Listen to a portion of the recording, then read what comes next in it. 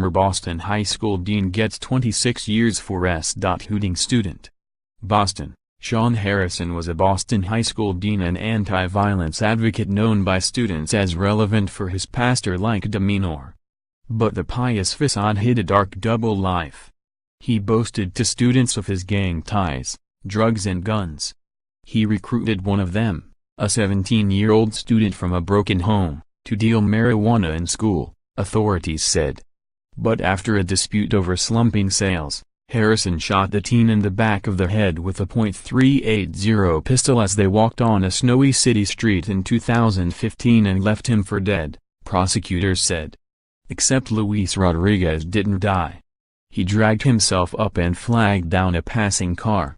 In the hospital, Rodriguez uttered the name of his would-be killer. Reverend Harrison, now 58, was sentenced Friday to as many as 26 years in prison for assault and other charges, capping the sad tale of a wannabe saint, who, prosecutors say, was revealed to be a dangerous, predatory fraud.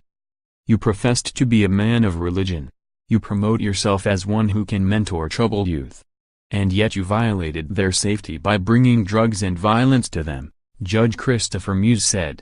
Harrison arrived at English High in Boston in January 2015. Just 2 months before his arrest and after stints at other city public schools over about 5 years.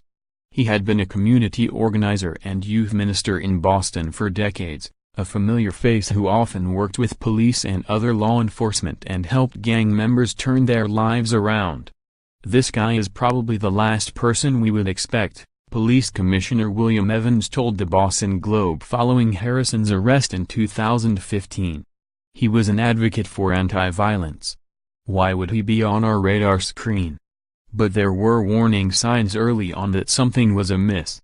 A city inquiry into Harrison's disciplinary record following his arrest found that he'd had other reprimands in his short tenure in the public school system, including warnings for pushing a female student and making inappropriate comments to 2 other students, both in 2012. The morning he shot Rodriguez in 2015, he had shoved a female student during a dispute. School officials said later they had intended to fire Harrison for that incident alone. But he was charged with attempted murder the next day instead. Harrison has denied the allegations, telling WHDH-TV he never lived a double life. "I am not a gang member. I'm the Reverend," he told the station. "For me to be accused of something like that, all of a sudden at 55. It's like a nightmare, and you are trying to wake up from this nightmare," he said. His lawyer told the judge Harrison shouldn't have to die in prison, describing him as a well-respected youth advocate with no prior criminal record. But the judge said Harrison acted like an assassin and called it a miracle Rodriguez's name isn't etched into a nearby homicide victim's memorial. "He did everything to engrave Luis' name on one of those stones except get a death certificate," Muse said. Rodriguez, now 20, cried quietly in the back of the courtroom as his aunt described the horror of learning that her nephew was nearly killed by someone he trusted. The bullet entered near Rodriguez's right ear and just missed his carotid artery, breaking his jawbone and causing nerve damage and hearing loss. "May God forgive you, sir, because we will not," Diana Rodriguez said between sobs.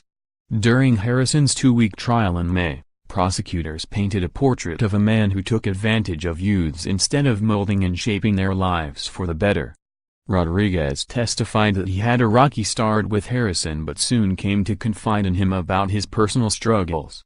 His mother was incarcerated and his grandmother largely raised him.